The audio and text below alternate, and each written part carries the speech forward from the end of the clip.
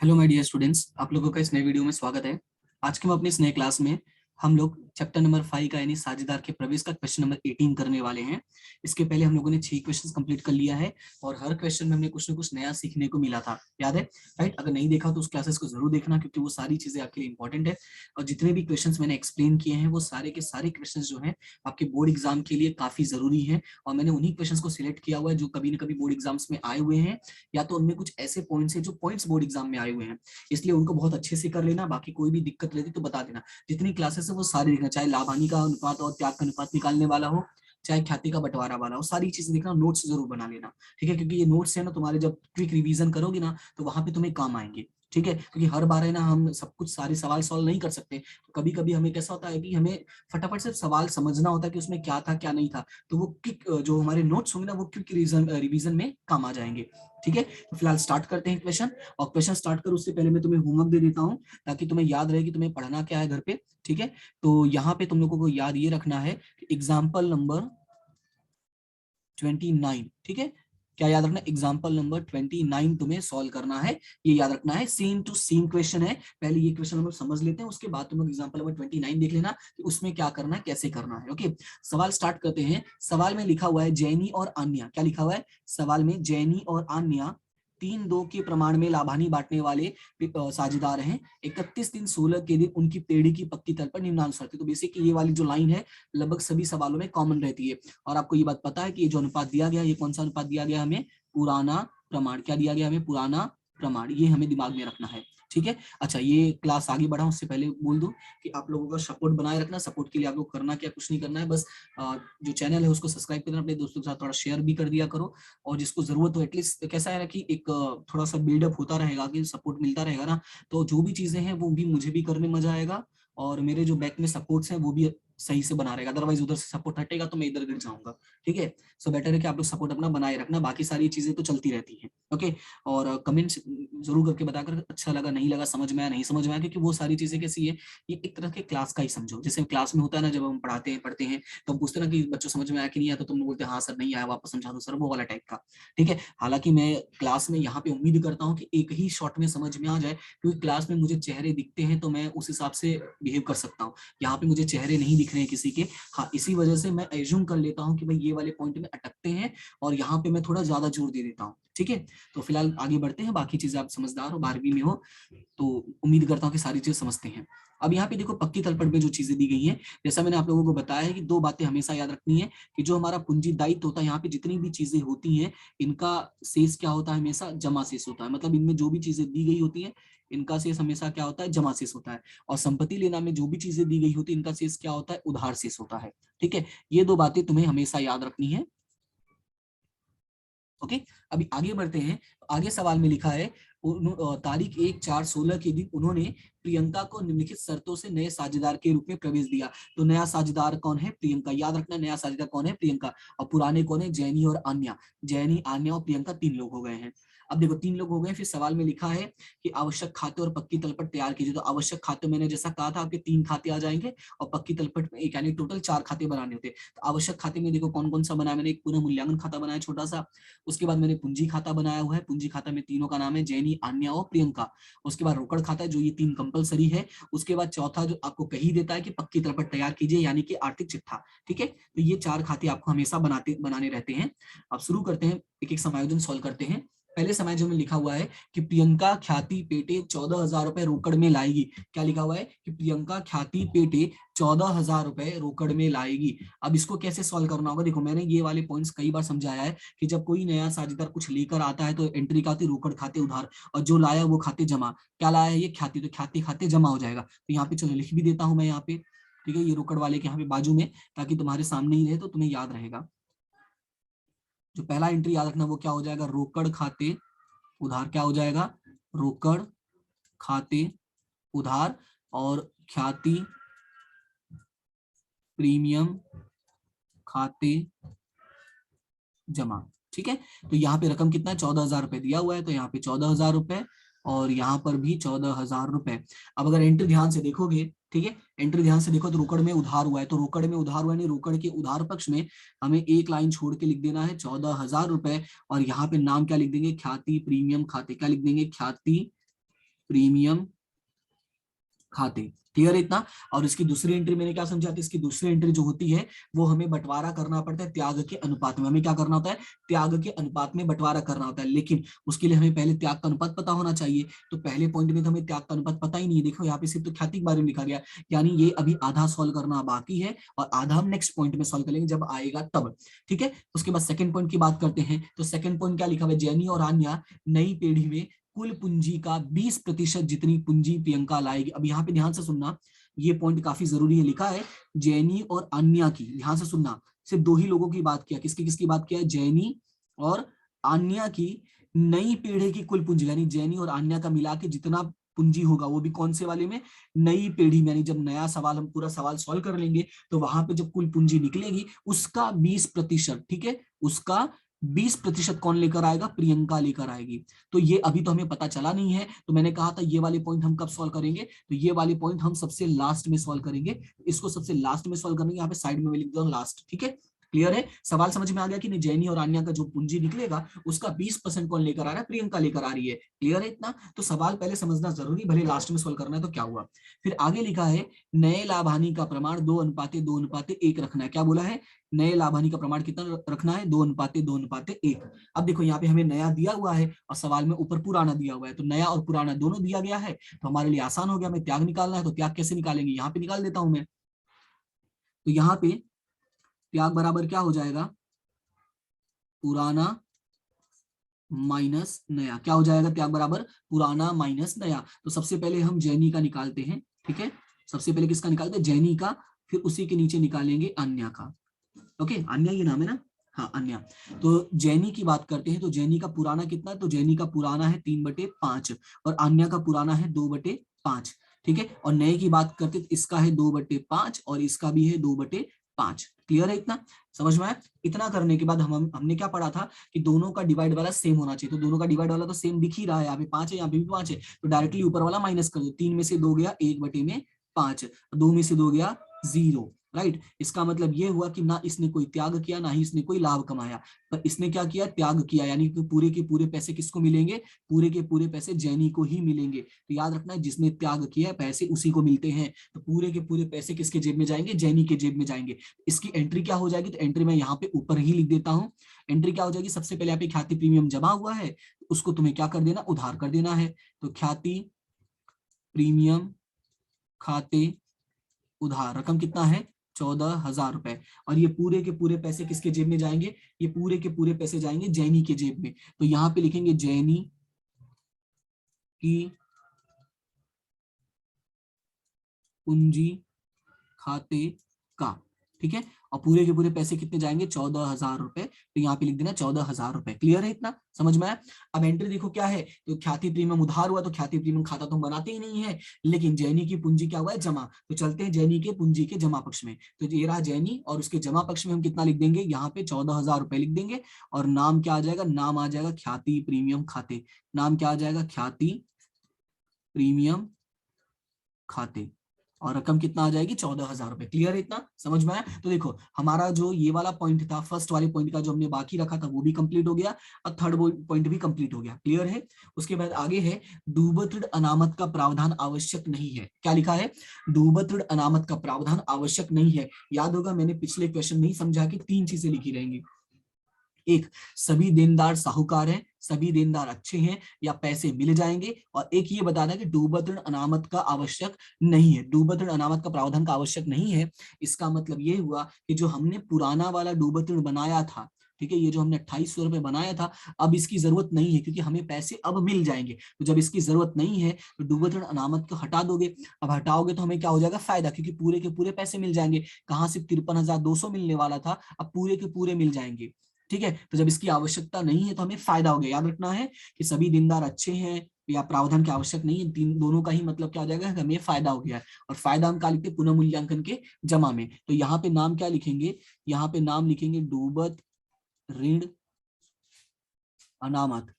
और रकम कितना दिया गया है, तो रकम हमें दिया गया 2800 रुपए, तो वो हमें लिख देना है रकम 2800 रुपए। क्लियर है इतना? इतना करने के बाद मैंने क्या कहा था कि जहां से जो चीज उठाए हो वहीं पे जाके कॉपी कर दो। तो संपत्ति लेना में देनदार है, तो देनदार यहीं से उठा के चलेंगे और कहाँ कॉपी कर देंगे, हम लोग कॉपी कर देंगे आर्थिक चिट्ठे के संपत्ति पक्ष में। तो हमने आर्थिक चिट्ठा का संपत्ति पक्ष बनाया भी है, तो चलते हैं आर्थिक चिट्ठा के संपत्ति पक्ष में। तो यहाँ पे लिख देते हैं देनदार, क्या लिखते हैं, देनदार। ठीक है, और पूरा का पूरा रकम कॉपी कर देना, तो पूरा का पूरा रकम कितना है, 56,000 रुपए। क्लियर है इतना? समझ में आया? पूरा का पूरा रकम कितना है, 56,000 रुपए, तो वही हमें पूरा का पूरा हमें क्या कर देना है, कॉपी कर देना है। अब चलते हैं ऊपर और नेक्स्ट समायोजन की तरफ बढ़ते हैं। तो नेक्स्ट समायोजन में क्या लिखा हुआ है, नेक्स्ट समायोजन में लिखा है कि यंत्र की कीमत में 10% कमी करना। क्या बोला है, 10% कमी करना है। तो कमी करने का मतलब ये हुआ कि हमें क्या हो जाएगा, नुकसान। और नुकसान की जो पहली असर जाएगी वो कहाँ जाएगी, नुकसान हमेशा पुनः मूल्यांकन की उधार में, क्योंकि मैंने समझा नुकसान का मतलब पुनः मूल्यांकन के उधार में। तो यहाँ पे नाम क्या लिखोगे, तो यहाँ पे नाम लिखोगे यंत्र खाते। नाम क्या लिखोगे, यंत्र खाते। अब यहाँ पे 10% कमी करना है, तो रकम थोड़ा देख लेते हैं यंत्र अपने पास कितने का है। तो यंत्र अपने पास है 17,500। कितने का है यंत्र, 17,500 का। और 17,500 का 10% करो, कितना होगा ये, 1750 रुपए हो जाएगा। कितना हो जाएगा, 1750 रुपए। अब उसके बाद जो दूसरी एंट्री मैंने बताई थी, वो मैंने क्या बताया था कि यंत्र जहां से उठाए हो वहीं कॉपी कर दो। तो यंत्र कहां से उठाए हम लोगों ने, संपत्ति से। तो चलते हैं संपत्ति में ही कॉपी कर देते हैं। तो ये रहा हमारा संपत्ति लेना, और इसमें लिखेंगे यंत्र, रकम कितना है 17,500, लेकिन उसमें से 10% माइनस कर देना है। तो 17,500 माइनस 10% यानी 1750 वाला माइनस कर देना है, तो ये आ जाएगा 15,750। क्लियर इतना? अगर तुम चाहो तो ऐसे भी लिख सकते हो, ठीक है, बोर्ड एग्जाम में अगर ऐसे लिखो थोड़ा इंप्रेशन बढ़ जाता है, माइनस घिसाई। एक मैं इसलिए बता दे रहा हूँ ताकि तुम्हें पता रहे, हालांकि मैंने किसी भी सवाल में नहीं समझाया, बट इससे कोई फर्क नहीं पड़ेगा।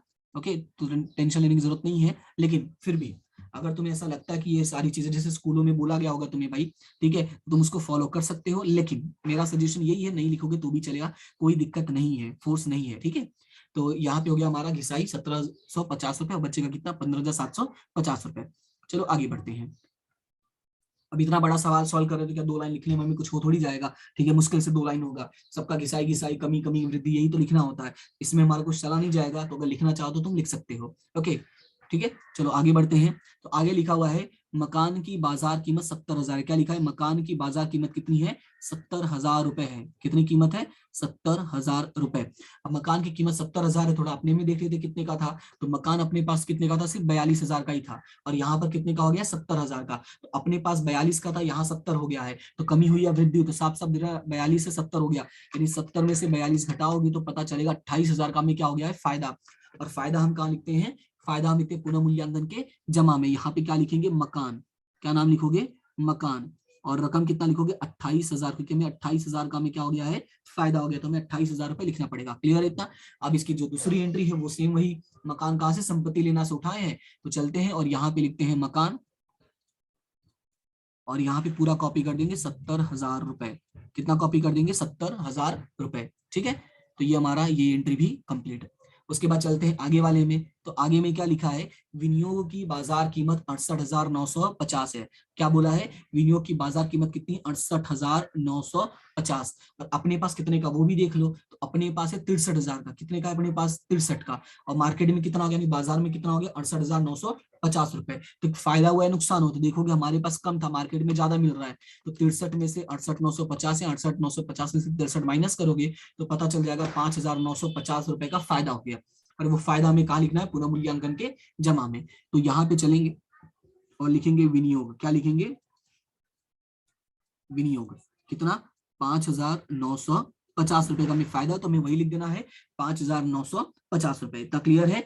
अब उसके बाद इसकी दूसरी एंट्री कहाँ चली जाएगी, तो इसकी दूसरी एंट्री में पता है विनियोग कहाँ जाता है, संपत्ति पक्ष में। तो चलते हैं यहाँ पे और यहाँ पे लिखेंगे विनियोग। क्या लिखेंगे, विनियोग। कितना, पूरा का पूरा जो मार्केट वैल्यू है वो 68,950 रुपए। क्लियर हुआ इतना? समझ में आया? कितना लिखेंगे, 68,950। अब आगे बढ़ते हैं और अगले पॉइंट पे चलते हैं।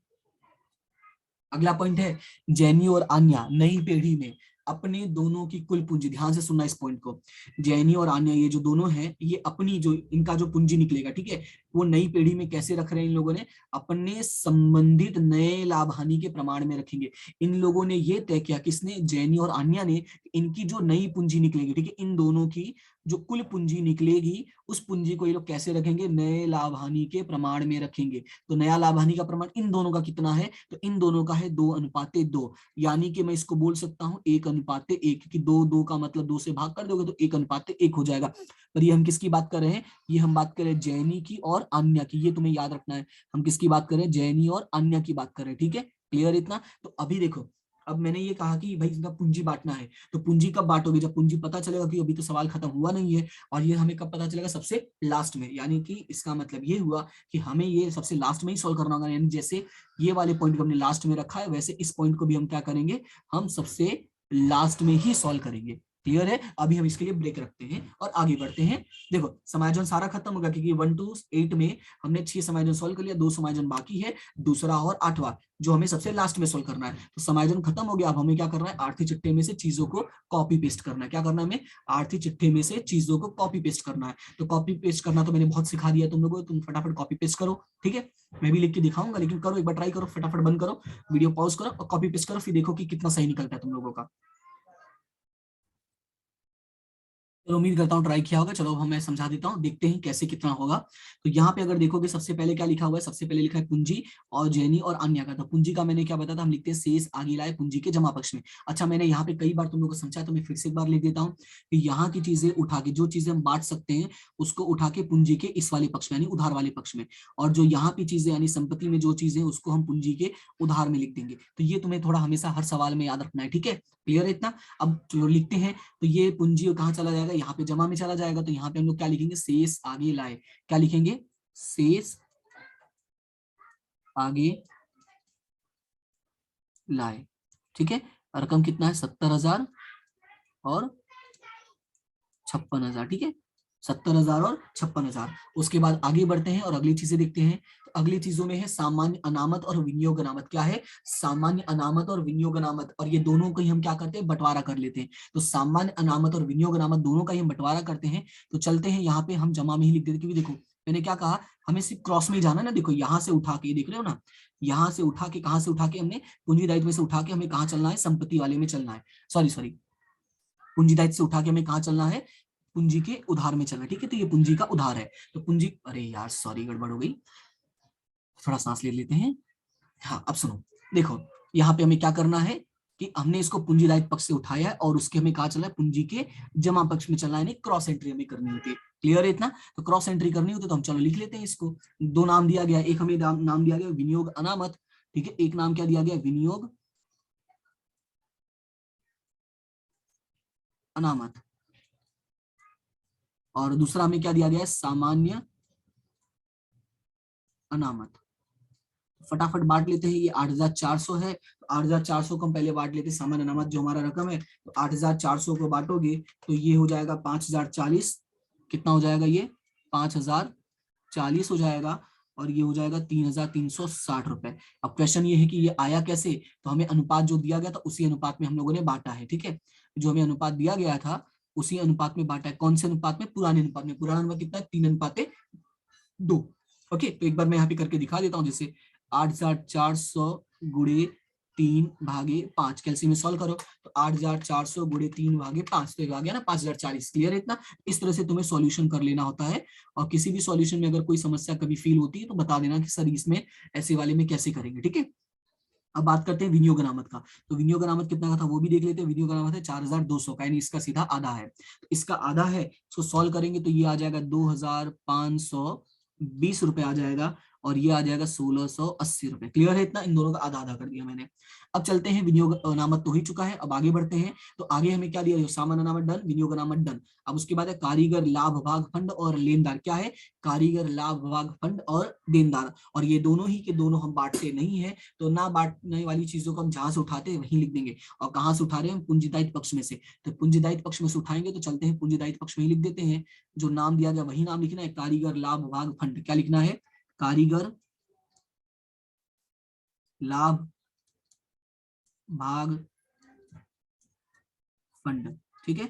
और दूसरा में नाम क्या लिखना है, लेनदार। दूसरा नाम हमें क्या लिखना है, लेनदार। दार, और जो रकम दिया गया वही हमें लिख देना होगा। तो कारीगर लाभ भाग फंड 31,500 रुपए, और हमें जो लेनदार दिया गया वो कितना दिया, 44,800 रुपए। तो हमने रकम वो कॉपी पेस्ट कर देना है। अब चलते हैं ऊपर। अगर ऊपर चलते हैं तो देखो ये हमारा काम हो चुका है इधर का। अब सब चलते इस साइड का देखते हैं। तो सबसे पहले मकान दिया, तो मकान तो डन हो ही चुका है। फिर यंत्र, यंत्र भी डन हो चुका है। विनियोग, विनियोग भी डन हो चुका है। देनदार, देनदार भी लकीली हो चुका है, यानी कि चार के चारों चीजें हो चुकी हैं। अब बचा क्या है, सिर्फ बैंक। और बैंक के लिए हमने क्या किया, हमने एक छोटा सा खाता बनाया है। तो बैंक जो खाता बनाया है उसमें रकम चली जाएगी। तो क्रॉस एंट्री मतलब बैंक के उधार साइड में कहा गया है, नीचे है। ये रहा रोकड़ और खाता, और यहाँ पे ब्रैकेट में लिख दिया करना रोकड़ या बैंक खाता। यहाँ पे क्या लिखेंगे, शेष आगे लाए, क्या लिखेंगे, शेष आगे लाए, और रकम कितना है 39,200 रुपए। जो रकम दिया वही हमने कॉपी पेस्ट कर दिया। क्लियर है इतना।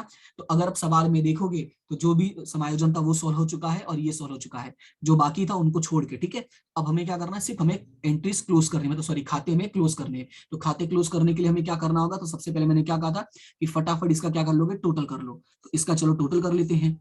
और टोटल करना मैंने सीखा था, कैसे कहा था कि पहले दोनों साइड का टोटल लिख लो, लेकिन यहाँ पे क्लियरली दिख रहा है कि ये ज्यादा है और ये कम है, तो डिफरेंस इस साइड आ जाएगा। देखो जो क्लियरली दिख रहा है उसमें तुम्हें टेंशन लेने की जरूरत नहीं है। और ये हमारा क्या हो जाएगा, ये हो जाएगा हमारा लाभ। और कहाँ जाएगा ये, पूंजी खाते में। कहाँ जाएगा ये, पूंजी खाते में। और किसके बीच में बांटेंगे, जैनी के बीच में और अन्य। तो यहाँ पे नाम मैं लिख देता हूँ जैनी और अन्य। ठीक है, कौन से अनुपात में, 3:2 में। तो उसके लिए पहले डिफरेंस निकाल लेते हैं। तो यहाँ पे करते हैं 2800 रुपए प्लस 28,000 रुपए प्लस 5,950 रुपए। तो ये आ जाएगा 36,750 रुपए। कितना आएगा, 36,750 रुपए। और यहाँ पे भी मैं लिख दूंगा 36,750 रुपए। अब उसमें से हम 1,750 माइनस करते तो 1,750। तो डिफरेंस कितना आ जाएगा, 35,000। डिफरेंस कितना आ जाएगा आपका, 35,000 रुपए। अब इस 35,000 को हमें 3:2 में बांटना है। तो 3:2 में बांटेंगे तो 35,000 गुणे 3/5, तो ये आएगा 21,000 रुपए। कितना आ जाएगा ये आ जाएगा 21,000 रुपए, और ये आ जाएगा आपका 14,000 रुपए। क्लियर है इतना। कैसे बांटना है यहाँ पे मैं कर देता हूँ। तो 35,000 गुणे 3/5, और फिर 35,000 गुणे 2/5। अगर देखो तुम्हें डाउट रहता है या तुम्हें और ज्यादा इंप्रेसिव पेपर लिखना है, तो तुम ये जो सॉल्यूशन है तुम यहाँ पे करके दिखा सकते हो, और इंप्रेशन बढ़ेगा। ठीक है, क्लियर है इतना, समझ में आया। तो ये देखो छोटी छोटी चीजें हैं जो तुम अपने आप से इम्प्रोवाइज कर सकते हो। अब फिलहाल आगे बढ़ते हैं। तो ये हमारा अकाउंट क्लोज हो गया है। अब इसको हम ट्रांसफर करते हैं। ट्रांसफर कहाँ करेंगे, यहाँ पे। नाम क्या लिखेंगे, पुनः मूल्यांकन खाता। रकम कितना है, तो रकम है 21,000 और 14,000। क्लियर है इतना। ठीक है, उसके बाद मैंने क्या कहा था कि अब हमारा ये काम हो गया, तो ये खाता डायरेक्टली क्लोज नहीं कर सकते, क्योंकि हमें ये दो समायोजन बाकी है। एक में बोला जैनी और आन्या की नई पीढ़ी की कुल पूंजी। तो पहले नई पीढ़ी की कुल पूंजी निकाल लेते हैं इन दोनों की। तो इन दोनों का हम टोटल फटाफट कर लेते हैं, जैनी और आन्या का। तो जैनी का टोटल देखो, इस साइड तो कुछ भी नहीं दिया गया ना, यानी फटाफट से जमा का ही करना है। तो इसका 70,000 है, 14,000 है, 2,520 रुपए, 5,040 रुपए और 21,000 रुपए। यानी ये आ जाएगा 1,12,560। कितना आ जाएगा, 1,12,560 रुपए। तो इसको मैं कहीं साइड में लिख लेता हूँ, 1,12,560 रुपए। तो इतने में हो जाएगा, हाँ हो जाएगा। रुक जाओ,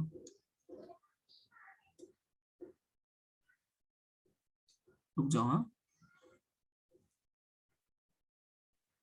चलो ठीक है। तो जैनी का जो पूंजी आया है वो कितना आया है, 1,12,560 रुपए। ठीक है, अब अन्य का भी करते हैं इसी तरह से, फिर अन्य का भी आके लिख देंगे। तो अन्य का चलते हैं और करते हैं, टोटल कितना आ रहा है। तो अन्य का टोटल करते हैं, तो उसके लिए पहले 56,000, फिर 1,680, फिर 3,360 और 14,000। इसका टोटल करोगे तो आएगा ये 75,040। तो अन्य का भी हम टोटल कर दिए हैं, कितना है 75,040। क्लियर इतना। ये था जैनी और आन्या की पूंजी। अब सवाल में क्या लिखा था उसको पढ़ते हैं। तो सवाल में ये लिखा था कि जैनी और आन्या की नई पीढ़ी की कुल पूंजी का। ठीक है, तो नई पीढ़ी की पूंजी तो हम निकाले, लेकिन कुल पूंजी नहीं निकाला। तो कुल पूंजी कैसे करेंगे, इन दोनों का टोटल। तो चलो इन दोनों का टोटल भी कर लेते हैं। इन दोनों का अगर टोटल करते हैं तो कितना आएगा, 1,12,560 प्लस 75,040। तो ये आएगा 1,87,600। कितना आएगा, 1,87,600 रुपए। ये आ गया इनकी कुल पूंजी। अब सवाल में चलते हैं, वापस देखते हैं क्या लिखा है। ठीक है, देखो मैं स्लो इसलिए करवाता हूं भाई ताकि सारी चीजें समझ में आए। ओके, अब कुल पूंजी हमने निकाल लिया है, फिर सवाल में ये बोला है इस कुल पूंजी का 20% पूंजी प्रियंका लाएगी। ठीक है, इसका कितना परसेंट? 20%। तो इसका 20% सॉल्व कर लेते हैं। तो इसको 20% निकालोगे तो कितना आएगा? 1,87,600 का 20%। 1,87,600 का कितना करते हैं? 20%। तो ये आएगा 37,520 रुपए। कितना आ जाएगा ये? 37,520 रुपए। क्लियर है? और ये रोकड़ में लेकर आ रहे तो रोजमर्रा इसका क्या बन जाएगा? रोकड़ उधार। ठीक है, रोकड़ खाते उधार और पूंजी खाते जमा। रकम कितना लिखेंगे? वही 37,520, 37,520 रुपए। क्लियर है इतना? अब इसकी एंट्री कैसे करते हैं? तो एंट्री मैंने तुम्हें बताया हमें सब क्रॉस करना होता है। तो रोकड़ के उधार में चलते हैं सबसे पहले। तो ये रहा रोकड़ का उधार हमारा। ठीक है, ये रहा रोकड़ का उधार। तो रोकड़ के उधार में हम लिखेंगे 37,520 रुपए। तो यहाँ पे लिख देते हैं 37,520 रुपए। और यहाँ पे नाम क्या लिखेंगे? नाम क्या था इसका? प्रियंका। प्रियंका लिखा था मैंने, उससे पूंजी लिखा। अच्छा, तो प्री लिख देता हूं, याद रहेगा। तो प्रियंका की पूंजी खाते क्या लिखेंगे? प्रियंका की पूंजी खाते कितना? 37,520। अब ये प्रियंका की पूंजी जमा हुई है तो जमा में चलेंगे और वहां लिखेंगे 37,520। और यहाँ पे क्या लिखेंगे? रोकड़ खाते। क्या लिखेंगे? रोकड़ खाते। या तो एक लाइन ऊपर छोड़ देना या कहीं यहाँ कहीं बीच में लिख देना, क्योंकि पुनः मूल्यांकन सबसे लास्ट में आता है। ठीक है, तो चलो मैं लिख ही देता हूँ। ठीक है, क्योंकि मेरे पास अगर मैं तुम्हें गलत लिखवाऊंगा तो तुम भी ऐसे ही करना शुरू कर दोगे, इसलिए मैं इसको ऊपर कहीं लिख देता हूं। तो यहाँ पे जगह है, अरे यार एक मिनट रुक जाओ भाई, गलती से ऐसा हो गया। ये पुराना पिछला सवाल था, इसमें थोड़ा सा लाइन खिंचा गया गलती से। ये देखो सारे सवाल सॉल्व किए हैं मैंने, इसका पीडीएफ आपको मिल जाएगा, टेंशन नहीं लेना। जैसा मैंने कहा था मैं सेंड कर दूंगा। थोड़ा सा नीचे चलना पड़ेगा।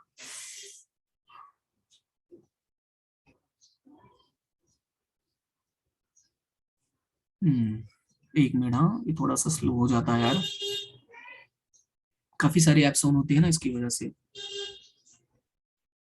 ये रहा हमारा जैनी और आन्या। ओके, ठीक है, आ गए हम लोग सवाल पे। तो यहाँ पे हम लोग क्या लिखेंगे? रोकड़ खाते। क्या लिखेंगे यहाँ पे? रोकड़ खाते। और रकम कितना लिखेंगे? 37,520 रुपए। क्लियर है इतना? रोकड़ खाते और 37,520 रुपए। क्लियर है इतना? उम्मीद करता हूँ कि तुम्हें प्रॉपर में दिखाई दे रहा होगा। ठीक है, अब आगे बढ़ते हैं और आगे बढ़ते। देखो हमारा जो दूसरा समायोजन था वो तो खत्म हो ही चुका है, दूसरा समायोजन डन हो गया। तो ठीक है, इसको कट कर दे रहा हूं मैं। अब उसके बाद लास्ट वाले समायोजन में क्या लिखा था कि जैनी और आन्या नई पीढ़ी में अपने दोनों की कुल पूंजी, ध्यान से सुनना, जो उनकी नई पीढ़ी बन रही है, ये अपने दोनों यानी इन दोनों यानी जैनी और आन्या की दोनों की कुल पूंजी। कुल पूंजी हमने कितना निकाला? 1,87,600। ये देखो निकाला है ना, 1,87,600। तो ये बोला है कि ये दोनों जो है 1,87,600 को, ठीक है ध्यान से सुनना, इस 1,87,600 को ये लोग क्या करेंगे? आपस में बांटेंगे। लेकिन कौन से अनुपात में बांटेंगे वो थोड़ा देख लेते हैं। कैसे बांटना इन लोगों को? नए लाभ हानि के प्रमाण में। तो यहाँ पे हम इसको बांट देते हैं नए लाभ हानि, और नया लाभ हानि का प्रमाण कितना है? 2:2 है। ध्यान से सुना, वो मैंने ऊपर समझाया था, 2:2 है। लेकिन इसको सॉल्व करोगे तो ये हो जाएगा 1:1। तो हम 1:1 को ही मान के चलते, नहीं आधा आधा। तो 1,87,600, 1,87,600 का आधा आधा, तो ये हो जाएगा 93,800 रुपए। और ये भी कितना हो जाएगा? 93,800 रुपए। ठीक है, सॉल्यूशन लिखना चाहो तो लिख लेना, 1,87,600 गुणे 1/2 और 1,87,600 गुणे 1/2। क्लियर है इतना? तो ये आपका आ जाएगा 93,800। ये हो गया जैनी का और ये हो गया आन्या का। ठीक है, अब उसके बाद अगला काम क्या है? ये हमारा आ गया, देखो लास्ट की पूंजी नहीं है, शेष आगे ले गए। तो यहाँ पे हम ऐसे गोला बनाते हैं और लिख देते हैं शेष आगे ले गए। रकम कितना? 93,800 रुपए। और यहाँ पे भी कितना लिखना है? 93,800 रुपए। ठीक है, ये हमारा काम हो गया है। अब उसके बाद क्या करना है वो समझो। पहले ही थोड़ा लाइन खींच लेता हूं मैं। ओके, अब यहाँ पे देखो सवाल में आधा ही अभी पढ़ा था मैंने, पूरा भी पढ़ा ही नहीं था। सवाल में आगे लिखा है कि आवश्यक समायोजन, यानी कि इसको सॉल्व करने के बाद जरूरत पड़ती है तो रकम कहाँ जाएगा, बैंक खाते में जाएगा। इसका मतलब ये हुआ कि जरूरत पड़ेगी तो ये पैसा लाएंगे और जरूरत पड़ेगी तो ये पैसा लेके जाएंगे। अब ये कैसे पता चलेगा कौन पैसा ला रहा है कौन पैसा ले जा रहा है, तो चलो मैं इसको समझाता हूँ कैसे करना होता है। सबसे पहले जो मैंने कहा था वही तरीका इस्तेमाल करो। क्या तरीका मैंने कहा था, मैंने ये कहा था तुम लोगों से कि सबसे पहले इसका टोटल करके यहाँ पे लिख लो। जैसे इसका तो मुझे पता दिख ही रहा है, इसका इन दोनों का 93,800 है और इसका भी 93,800 है, और इसका भी टोटल मैंने किया ही था। ठीक है, इसके पहले वाले मैंने कर लिया था, कितना था, 1,12,560 रुपए, और इसका किया था मैंने 75,040 रुपए। इसलिए मैं दोबारा गधा मजदूरी नहीं करूंगा और यहाँ पे मैंने लिख दिया। अभी ध्यान से सुनना, अगर अब डिफरेंस देखोगे तो इधर आ रहा है 1,12,560 और इधर आ रहा है 93,800, तो डिफरेंस किस तरफ आएगा, तो डेफिनेटली जो डिफरेंस है वो इस तरफ आएगा, क्योंकि यहाँ का टोटल कम हो रहा है ना। और इस वाले में देखो ये 75,40 है और 93,800 है, तो डिफरेंस किस तरफ आएगा, इस तरफ आएगा, क्योंकि इधर का टोटल कम है और जिधर कम होता है उधर डिफरेंस आता है। क्लियर है इतना। और इन लोगों ने कहा कि जो डिफरेंस है वो कहाँ चला जाएगा, बैंक खाते में चला जाएगा। कहाँ जाएगा, बैंक खाते में। यहाँ पे मैं लिख देता हूँ जो डिफरेंस है वो कहाँ जाएगा, बैंक खाते। ठीक है, तो ये काम और कर लेते हैं, ये जो मैंने रोकड़ लिखा है इसको भी मैं बैंक ही कर देता हूँ। ठीक है, तो जो सब बैंक लिखा है तो इसको भी बैंक ही कर देते तो अच्छा लगेगा ये।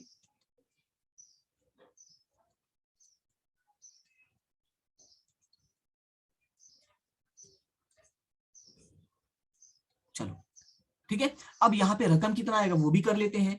तो रकम कितना, 1,12,560 माइनस 93,800, तो ये आएगा 18,760 रुपए। कितना आएगा, 18,760 रुपए। और इसका भी अगर हम टोटल करते हैं, जो 75,40 में से 93,800 माइनस करोगे तो इसका भी 18,760 आ रहा है। क्या बात है, 18,760 रुपए। क्लियर है इतना। अब हमें पता कैसे चलेगा कि कौन पैसा ला रहा है कौन पैसा लेके जा रहा है। तो सिंपल सी याद रखना, जो इस साइड आता है वो लेके जा रहा है, जो इस साइड आ रहा है वो लेके आ रहा है। कैसे, देखो ये क्रॉस एंट्री आई है ना, तो तुम्हें क्या करना है, इधर वाला उठा के इस साइड लिखना है। देखो मैं एक बार लाइन खींच के दिखा देता हूँ, इधर वाला उठा के हमें क्या करना है, इस साइड लिखना है। ठीक है, और ये जो इस साइड डिफरेंस आया है ये वाला उठा के इस साइड लिखना है, नहीं जमा साइड में। देखो उधार का जमा में, जमा का उधार में क्रॉस एंट्री करना होता है। क्लियर है इतना। तो तुम्हें ये याद रखना में क्या करना होता है, क्रॉस एंट्री करना होता है। तो अब यहाँ पे लिख लेते हैं क्रॉस एंट्री में, तो यहाँ पे रकम कितना दिया गया, 18,000,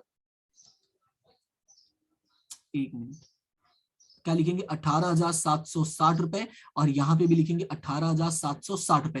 क्रॉस, तो इधर वाले में नाम क्या आएगा, जैनी, और इधर इधर वाले में नाम क्या आएगा, अन्य। ठीक है, अन्य की पूंजी खाते, और इधर नाम क्या आएगा, जैनी की पूंजी खाते। क्लियर है इतना। अब उसके बाद इसका डिफरेंस निकाल लेना है, तो डिफरेंस तुम्हें साफ साफ दिख ही रहा है कि इधर ही आएगा, क्योंकि इधर का रकम काफी सारी है, मतलब काफी सारी रकम है। तो हम लोग फटाफट कर लेते हैं, 39,200 प्लस 14,000 फिर 37,520 फिर प्लस 18,760, उसमें से 18,760 माइनस कर दो तो ये आएगा 90,720 रुपए। कितना आ रहा है, 90,720 रुपए। और इसका नाम क्या लिखना है, शेष आगे ले गए। क्लियर है इतना। अब हमें करना क्या, देखो हमारे दोनों खाते बंद हो गए, हमारा पूंजी भी बंद हो गया है और हमारा रोकड़ भी बंद हो गया है। अब हमें इन दोनों की एंट्री यहाँ पे आर्थिक चिट्ठे में लिख देनी है। तो दोनों की एंट्री की बात करते, सबसे पहले पूंजी की बात करते हैं। अच्छा एक मिनट रुक जाओ, एक का टोटल करना बाकी था। हाँ ये रहा, इसका मैंने यहाँ पे नहीं लिखा तो यहाँ पे मैं लिख देता हूँ 37,520 रुपए। इसका तो डिफरेंस कुछ निकालने जैसा है ही नहीं, क्योंकि एक ही तो एंट्री आई है। तो यहाँ पे अब बाकी का जो तुम्हें मैंने समझाया है, क्या समझाया कि जिसका टोटल ज्यादा है वही वाला लिख देना। तो टोटल कौन सा ज्यादा है इधर, तो वो भी लिख देते हैं हम लोग फटाफट। इस वाले में 1,12,560 और इस वाले में 93,800। इस वाले में 1,12,560 और इस वाले में 93,800, और ये 37,520 रुपए। क्लियर है इतना। अब आगे बढ़ेंगे और हमें वही जो हमें करना है, पूंजी फटाफट कॉपी पेस्ट। तो पूंजी की बात करते हैं, तो पूंजी में 3 लोग हैं, नाम है जैनी, अन्य, और हमारा तीसरा जो है वो है प्रियंका चोपड़ा। तो यहाँ पे लिख दीजिए प्रियंका। ठीक है, जैनी का कितना आया है, तो जैनी का 93,800 रुपए, और अन्य का भी 93,800 रुपए, और इसका है 37,520 रुपए। अब इन तीनों का टोटल कर लेते हैं। तो तीनों का जो टोटल करेंगे तो 93,800 प्लस 93,800 प्लस 37,520, तो ये आएगा 225,120। कितना जाएगा, 225,120। ₹20। ठीक है, उसके बाद इधर की बात करते हैं, यहाँ पे रोकड़, तो रोकड़ खाता लिखना होता है, तो रोकड़ खाता कितना दिया गया वो भी लिख लेते हैं। तो रोकड़ खाता हमारा कितना डिफरेंस आया था, रोकड़ खाता आया था ₹90,720। कितना आया था, 90,720। अब उसके बाद करना क्या, इसका हमें टोटल करके खाता को खत्म कर देना है। इसका टोटल करते हैं, तो 2 25 120 प्लस 31 500 प्लस 44 800, तो ये आएगा 3,07,420 कितना आ जाएगा, एक मिनट रुक जाओ यार, ये 44 को ढंग से लिख देता हूं मैं, रुक जाओ थोड़ा सा, 44 ही था ना, हाँ 44 और 31 500,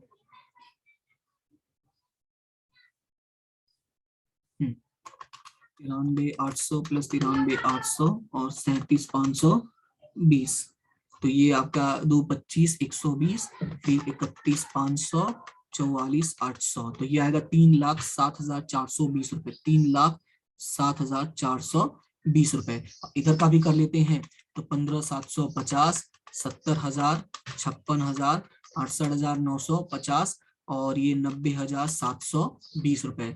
तो ये डिफरेंस आ रहा है भाई, रुक जाओ, 1,87,600 का 20% कितना होता है, 37,500 भी सही तो है यार, सॉरी मेरी गलती थी, ये मैंने वापस टोटल किया ना, तो मैंने यहाँ पे टोटल चेक किया, वो मैंने टोटल ही गलत कर दिया था कैलसी में। तो यहाँ पे देखो 2 25 120 31 500 और 44 800, मैंने गलती से कैलसी में ना यहाँ पे 31 के बदले में 37 ही कर दिया था, तो ये आ रहा है आपका 3,01,420, और इसका तो टोटल आ ही गया था 3,01,420। कभी कभी हार्ट अटैक आ जाता है इतना मेहनत करने के बाद, आंसर गलत कैसे हो गया। देखो हालांकि अभी तक जैसे मैं सवाल करवाता हूँ, बहुत रेयर ही हुआ है मेरा आज तक कि सवाल गलत हुआ हो। ठीक है, रीजन कैसा है कि कई बार मैं बच्चों को बोलते रहता हूँ भाई टोटल बताओ वो करो, जैसे मैं यहाँ पे खुद करके बता रहा हूँ, क्लास में मैं उन लोगों से करवाता हूँ, मैं खुद नहीं कुछ नहीं करता, मैं सिर्फ और सिर्फ भूत की तरह खड़ा रहता हूँ और बोलते रहता हूँ।